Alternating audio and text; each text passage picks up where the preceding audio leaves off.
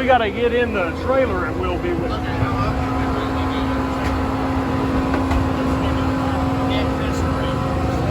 Okay, how'd that feel? Felt good. We still got some work to do, but we made it through. So I did not think that was going to happen. Say that one more time. I did not think that was going to happen, but he spun, and you can't win spinning. So fortunate for me, my car didn't, and we moved on to the next round. I feel good about it. I don't know how competitive it is with the times that I ran, but we definitely gained some mile per hour over the last time we was here. So I'm happy about that. We got some mile an hour out the back. I'm going to look at some data and pull plugs, see what we got, and get ready for next round.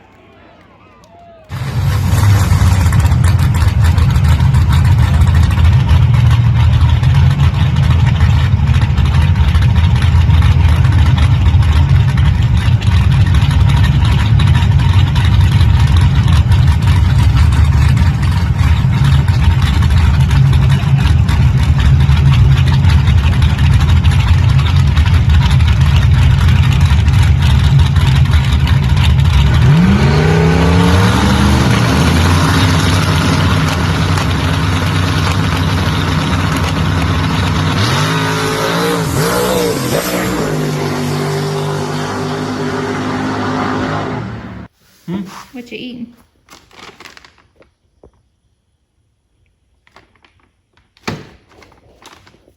All I've ever had is the regular ones, and they're really good. So I tried these because it's what Roll King had, and they're pretty good. So what you got? What you want? What you need? Recap. Second round, Pacemakers. I got beat. That was the second and final round for the night. What changes did you make going into the round? What? I added power. So, and there's reasons why I added power, but I didn't make any shock adjustments because it shook the tire. In the first round, it shook the tire. We were 16th pair. Second round, we were second pair, I believe.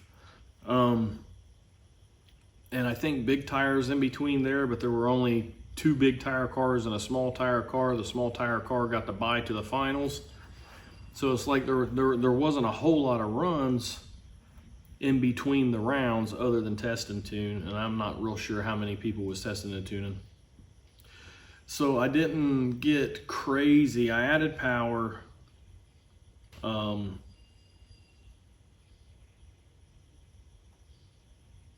I didn't make shock adjustments, and I should have made shock adjustments. I mean, I expected it to get some wheel speed, and it did not. It dead hooked and wheelied. We also didn't check the track before that pass either. Yeah, I didn't read the track. I didn't do anything. Really, I mean, it was just busy. Like, I was busy.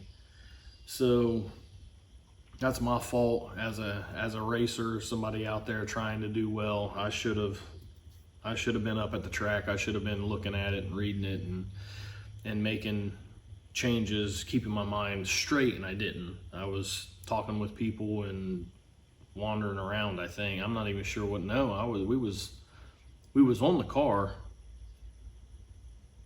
but it was like we forgot to hook the battery charger up. The bottle warmer wasn't on. It was just a chaotic mess. There's a whole bunch of stuff that went wrong there. So that's my fault. I gotta lock down and make sure everything is how it needs to be and look at the track.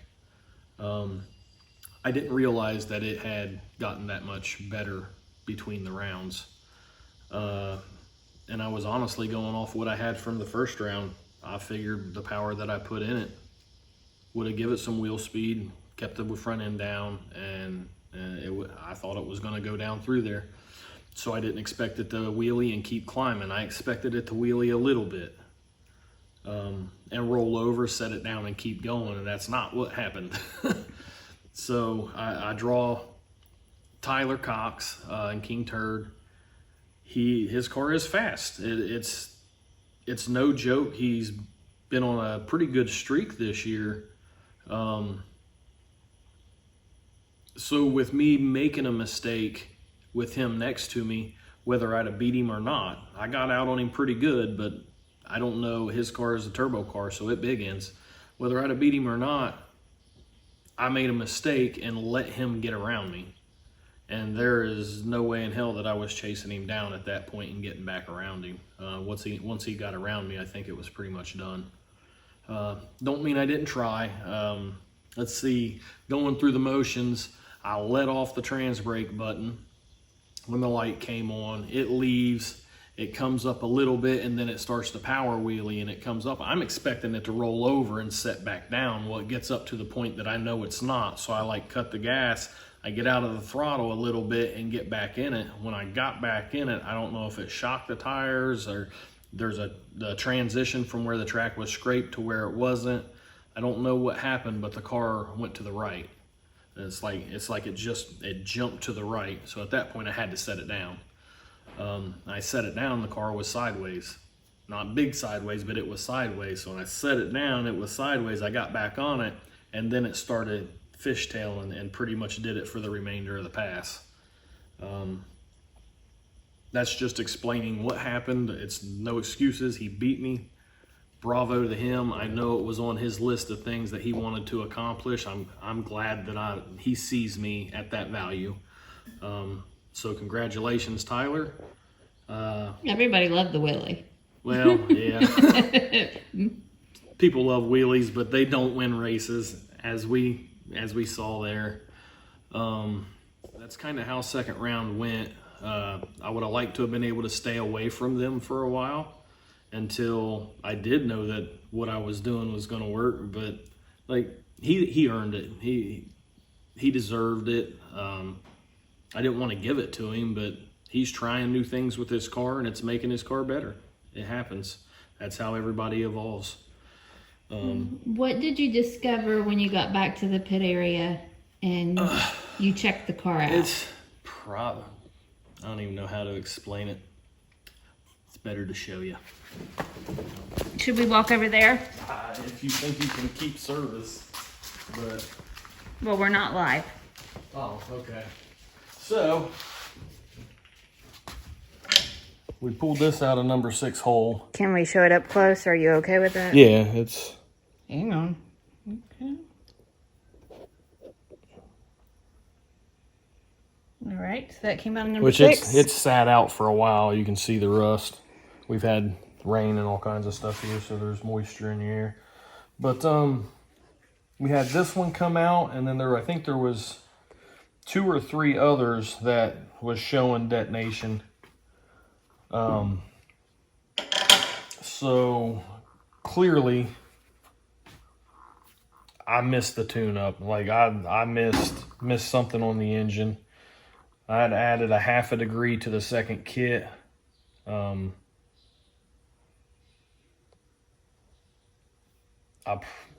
I pulled it back out, and I pulled extra out of the first kit just till we get a handle on it. Seems like every time I'm hitting the second kit at some point throughout the evening, I'm having issues. I haven't had a chance to really tune on it. I'm trying to keep it just safe. There should be plenty of power, but either the fueling was low with the timing that was in it. There's something that caused it to burn. Were you worried when you saw that? Extremely. Yeah, I've already done the health check and everything, but everything checks out fine. But yeah, every time I've burned a plug, I've also taken a piston or something with it. So this time This time we didn't do that, so it was, yeah, I wasn't as far off in left field as I have been in the past. But yeah, we're trying to make decisions on what to do now going forward. I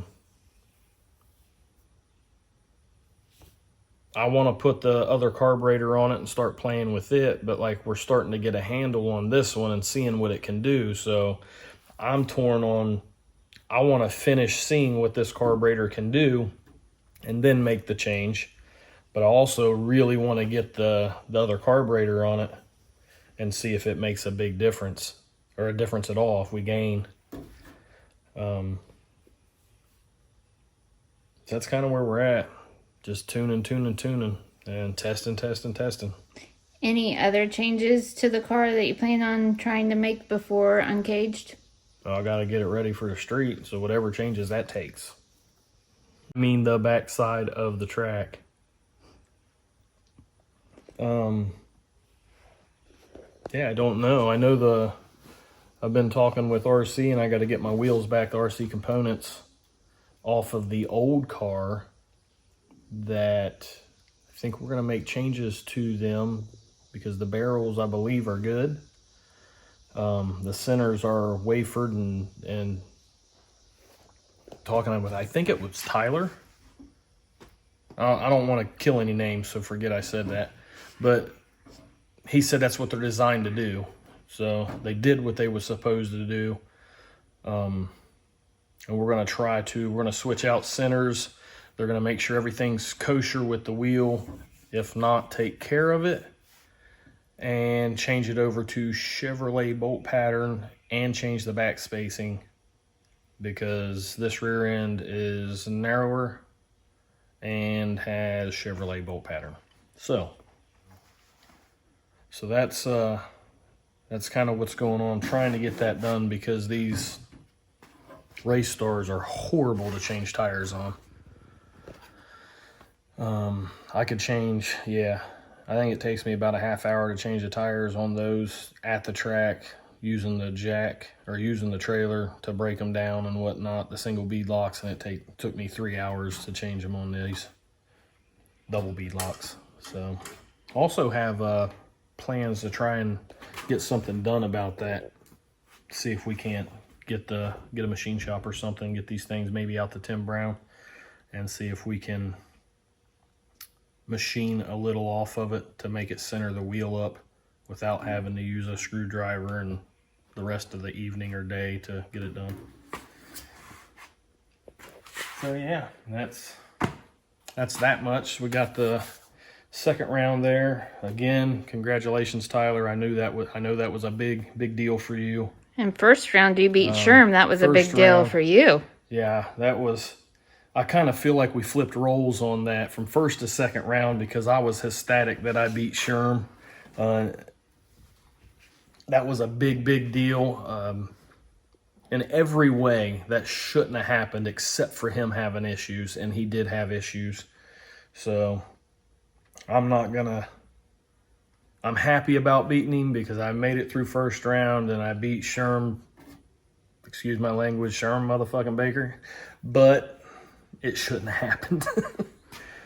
He's got a bad ride. Once it's all figured out, I think he's definitely gonna make headlines. So yeah, that's kind of where we're at. Trying to figure everything out still. We're still testing and getting stuff done.